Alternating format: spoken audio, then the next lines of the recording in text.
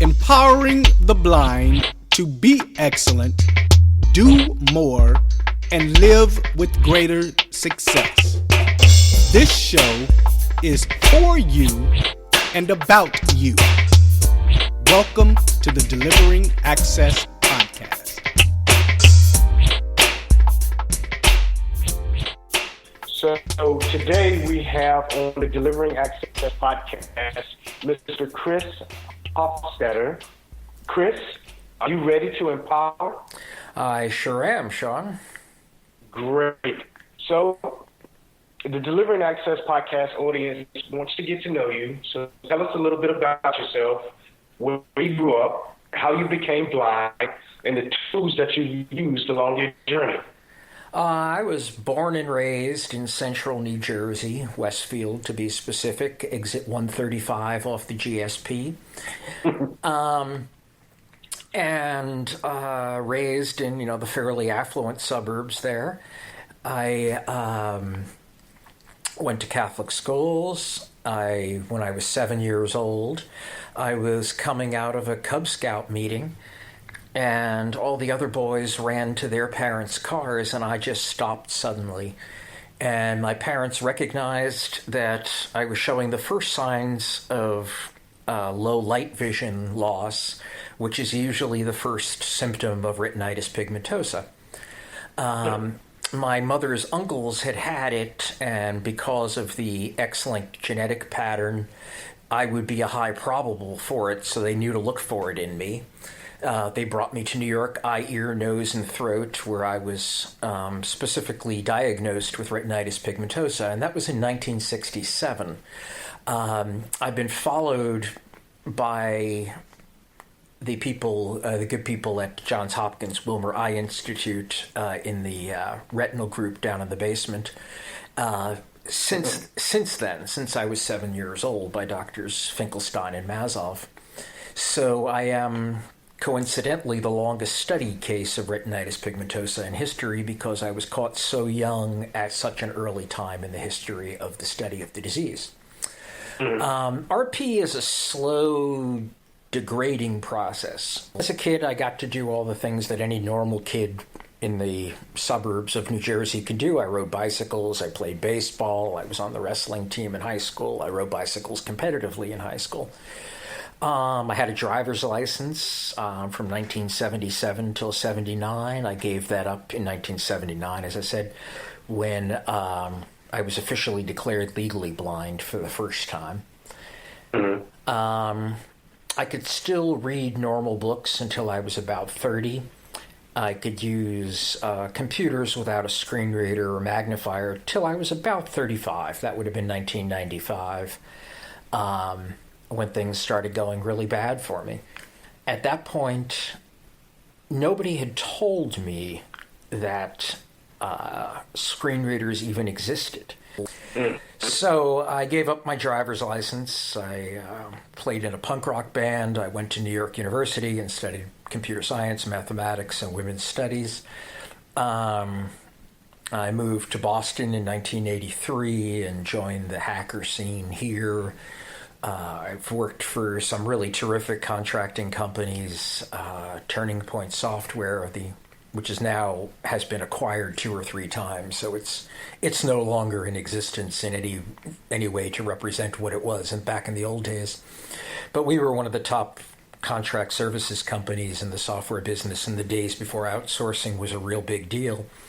And we worked on big, major rollouts for WordPerfect and Microsoft. There's a big problem with outreach for people who go blind later in life. If you go blind as a kid, you have all this legislation, all of these schools, all of these things to get you plugged into the system. And to some extent, that continues through the university years. But if you're 35, you're a professional software engineer, and you can't see, you have no idea who to call. And so I thought I was going to have to give up software engineering as a career. I went out and got myself a Macintosh. I wrote my own little screen reader, which wasn't too I could still see well enough to use the magnifier at like really big zoom levels. So what I would do is highlight things, and what it would do is it would copy it, put it on the clipboard, read what was on the clipboard through a speech synthesizer, and then I would go and do the next thing. So it was really crufty. It wasn't really a screen reader. It was just a way I could. And I enrolled at Harvard University in graduate school to study creative writing, which is something that's also always been a passion of mine. Okay.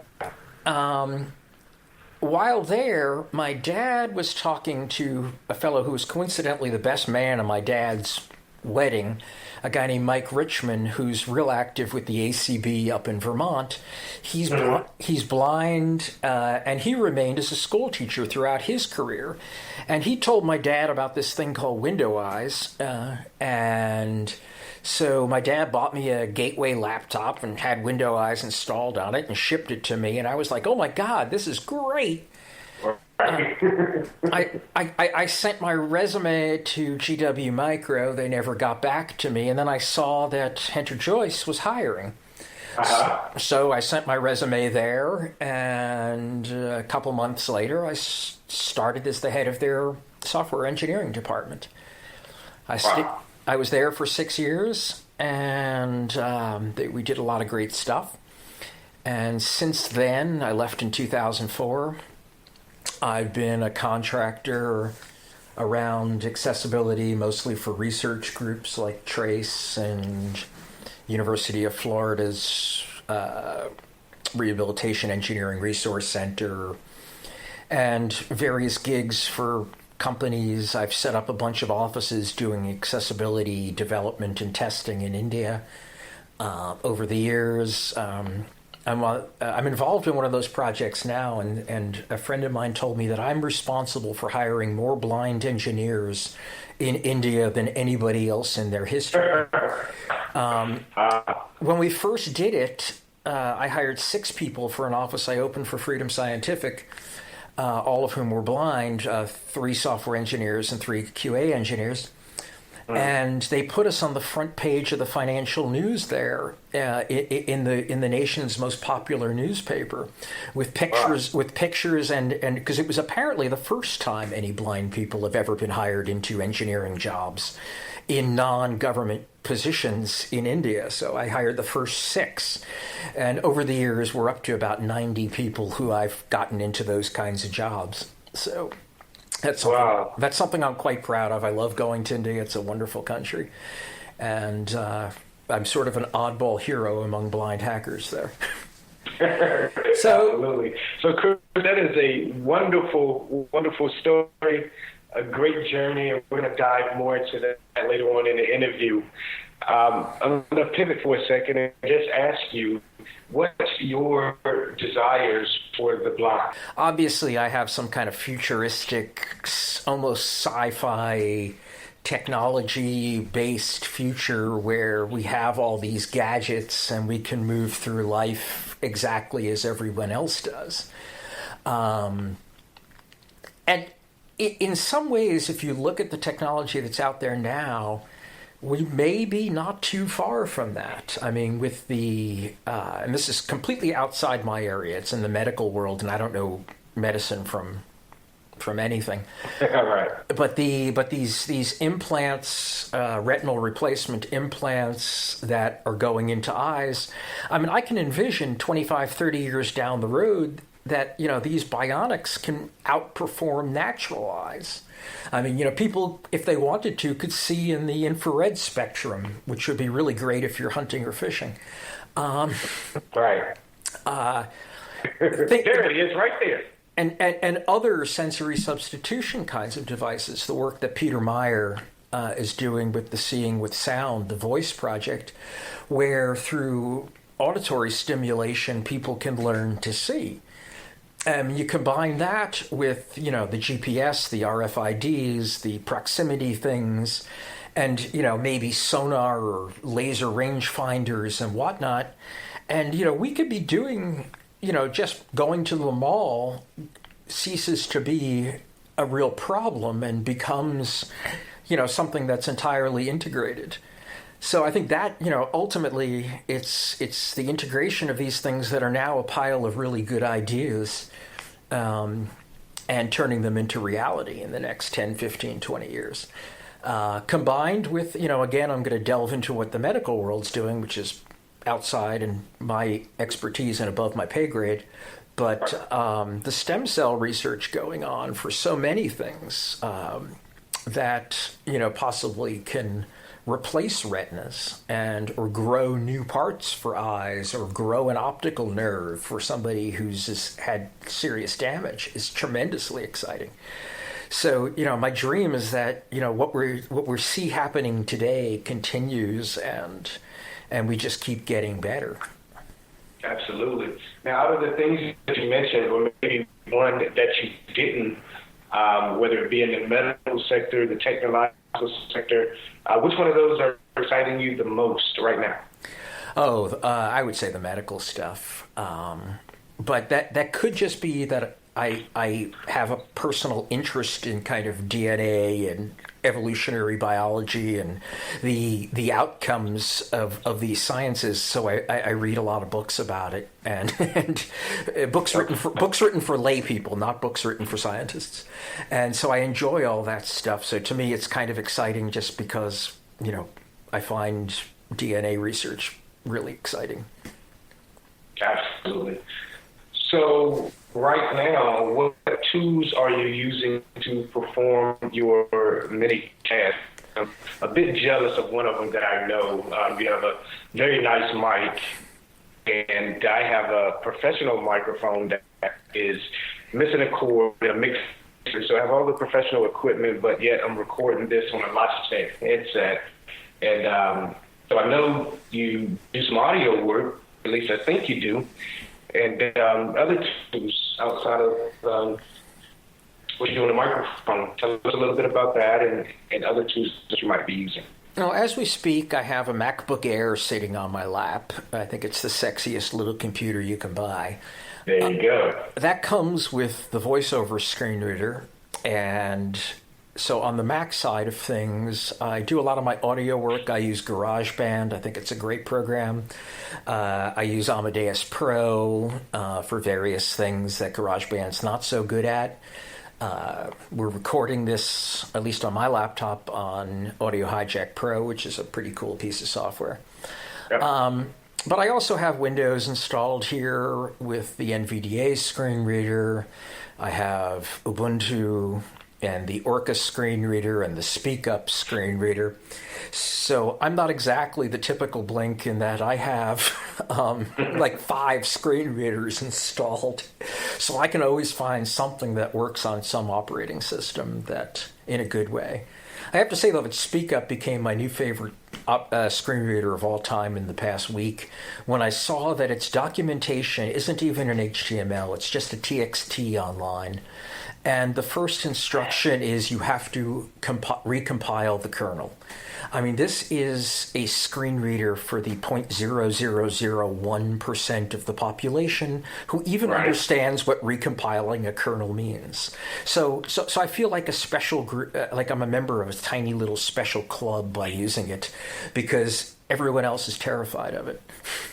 Well, I know 2 other people that are in your group, and I'm one of them. And actually, because Fedora Outlier does assistive technology consulting, teaching, and support, I wanted one computer that have multiple operating systems on it with different screen readers that I could just bring up and be in the moment with one computer, and definitely using both NDA and Speak Up and Orca as alternatives just for demonstration purposes is definitely a benefit. So I got about 8 computers in one. So you're at least part of a 3-member club. So you got some new members, buddy.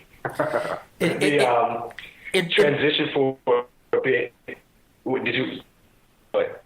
I was about to say, in preparation for the article that I wrote on the death of screen reader innovation, I had also installed the JAWS 40-minute demo, and I forgot to mention that I have system access as well. Oh, okay. Well, you can be the president of the club because I don't have system access. I've been hearing a lot about it, and So I'll check that out as well. Cool. So I'll pivot and ask another question going back to the blind, but how are you right now invoking change in the blind community to be part of this solution? I'm not doing much these days. I'm sort of a crackpot loudmouth who writes a blog, and this past week the blog, I guess, really caught the imagination of the readers. I mean, I've never had hits like this in the past week. I try to communicate the issue to a broader audience. I think there's a terrible echo chamber in the blind community. The people I do talk to, like you, Sean, are people who have 5 screen readers installed. Those are my friends, and that group is small, and we only really talk to each other. I mean, you go to the CSUN conference, and you see the exact same people every year, year in, year out, giving approximately the same presentation they gave the previous year. And it's stifling. So a couple of years ago, because I'm also involved in work on scientific skepticism, humanism, atheism, secular movement, and things like that, right. I started reaching out to that community and started writing blogs as a guest on some popular blogs out there for them, saying, look, you people are all about these, embracing science and technology and evidence and reason to, especially in the humanist community, further humanity. But your websites aren't accessible, and you're therefore discriminating against, a portion of the population. You're not even allowing us to join. And at least with that community, that, kind of struck a chord. And a bunch of the folks out there went out and made sure their websites were accessible. Sure. And through my work there, I got onto the Pod Delusion. I'm a regular contributor there, which is the podcast of the British Humanist Association. We have a really large audience, and we're rebroadcast on terrestrial radio in England. And I'm writing about accessibility there and reaching way more people than ever before.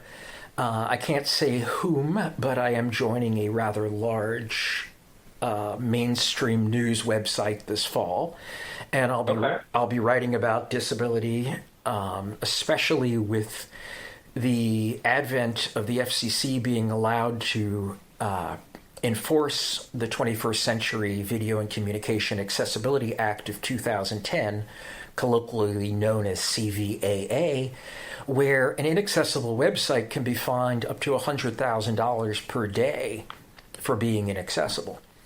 Suddenly, the mainstream is taking it seriously because, well, now it's the law.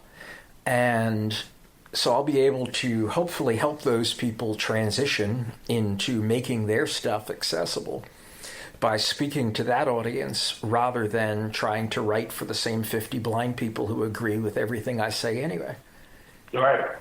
And I agree, Chris. So 51.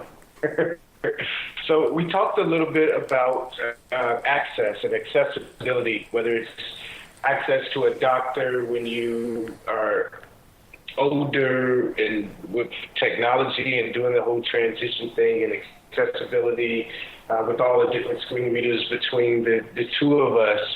But you have a much greater passion when it comes to access and appliances and other things that could very well be accessible, and for whatever reason, it's not. Let's talk a little bit more on that and give us, your thought processes behind that, and let's have a conversation.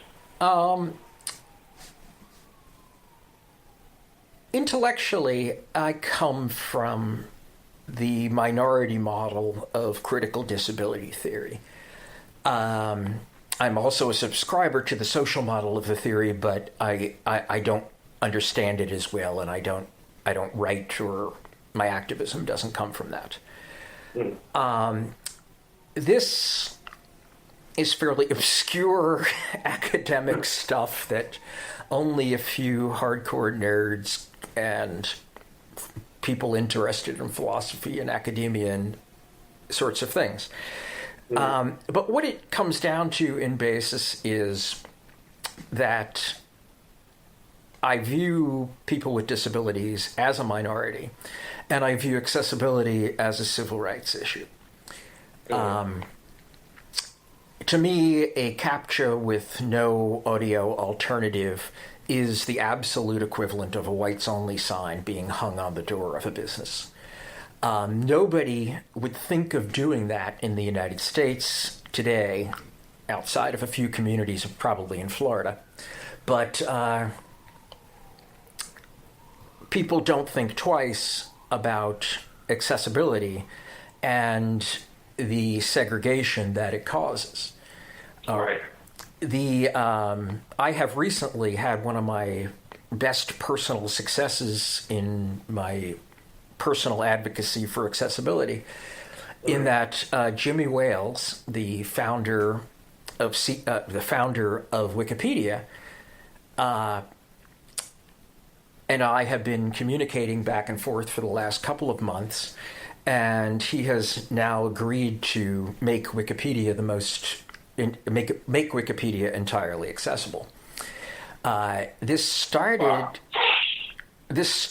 when I sent Jimmy a tweet, being rather snide and obnoxious. I just said, blind people can't edit or post new articles to Wikipedia, period. Why? ? When will it be fixed? ?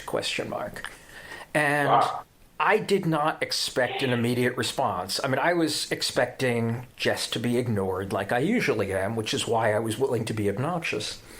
And instead, I got a direct message from him with his personal private email address saying, "Ooh, I thought we were doing a good job on this. Tell me what's wrong."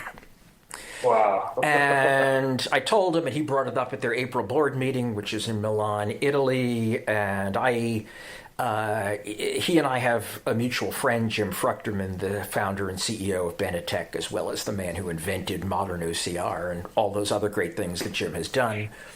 So we had a friend in common. I was blasting Jimmy with this hardcore kind of civil rights language. And he's like, "Aren't you being a bit extreme?" And now he's all the way on our side with the issue. We're going to get a bunch of things fixed, but he's also willing to take accessibility on the web to a next level. He agrees that everything on Wikipedia needs to be accessible to everybody. The Wikipedia mantra is provide the sum total of all human knowledge to all humans. And when Jimmy realized that he was leaving a large group of humans out, that kind of touched him. And so things like the charts and the graphs and the mathematical formulas and the scientific formulas, and is it formulas or formulae? Well, whatever. And all of that stuff, which people in research institutes, my friend Sina Baram down at NC State, a bunch of stuff at Smith Kitterwell and at Trace Center at University of Wisconsin. There's been a lot of work into how to deliver all of this stuff to people with vision impairment. And it's not just people with vision impairment, it's people with all sorts of print impairments. It's not just who have no access to this. So we have this, Wikipedia, the most important website on earth. It contains more information than anything ever. And much of the information is unavailable to a large segment of the population. And, as the United Nations said, people with disabilities are the single largest and single most disenfranchised minority on Earth. So, you're talking about 1 billion people. And that excites a guy like Jimmy, and I'm really pleased to have been working with him on it, and I'm excited to see what we're going to do in the future. Excellent. So just to break that down on the ground level, it's not just Wikipedia. That's one of the successes, your most precious new personal success. But in actuality, what you're talking about is accessibility on everything for all. Yeah, absolutely. And that means, all over the web. That means on all of the apps and other things. Mike Calvo said when he was on Wall Street Journal Live, why would a blind person care about a graphic design website? And I said, well, as a blind person who has his own website, maybe I want to hire a graphic designer to punch it up a little bit. And again, it's not just blind people. People with a learning disability, that's the population I think has it the worst with technology. I mean, really smart guys are driving, forklifts on the loading dock at Target. Not that that's a bad job, but, these are people who are really smart folks, but they can't read. And they can read with appropriate access technology, but unfortunately, when it comes to learning disabilities in the United States and in Europe, they are specifically removed from Section 508. There are things in ADA that leave them out, and consequently, there's no economic force pushing a system-wide screen reader for people with learning disabilities, for instance. But for those who do use the really dumbed-down software that's available for people with LD because it's designed for children, they have these proprietary web browsers, and they won't work if the website's inaccessible. A deaf person who is using a screen reader-like thing to translate text into American Sign Language, for instance, needs the same accessibility things as a screen reader for a blind person. So deaf-blind people, and there's all sorts of other populations, people who are using an audio browser perhaps because they're driving a car or because, they're paralyzed in some way and they can't sit up or use a keyboard.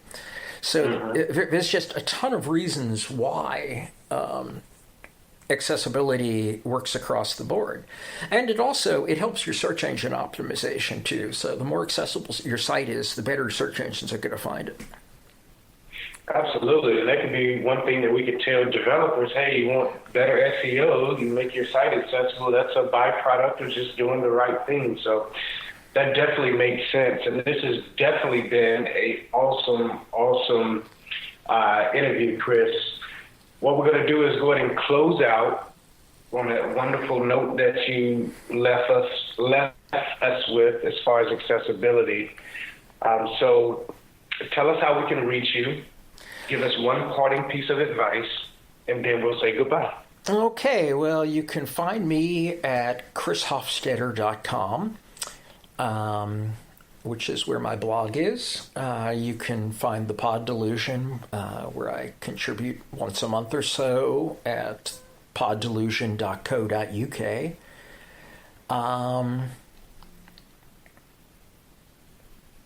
Twitter, you mentioned Twitter. Twitter, yes. Gonz_Blinko, GONZ_BLINKO is my Twitter handle, and I'm there all the time. Twitter's usually the easiest place to find me. And a piece of advice: don't go to work in the access technology business. It'll burn you out and kill you.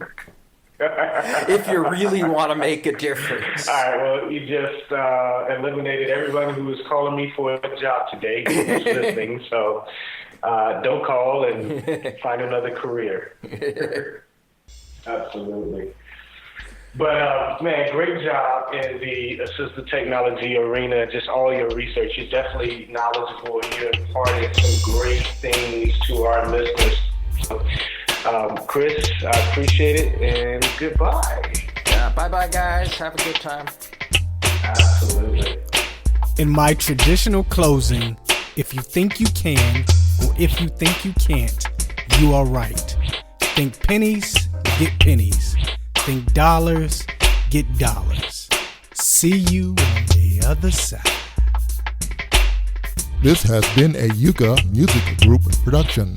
Website 81x.com/Yucca/X. The Yucca Music Group can be reached at 678-608-8969. All rights reserved.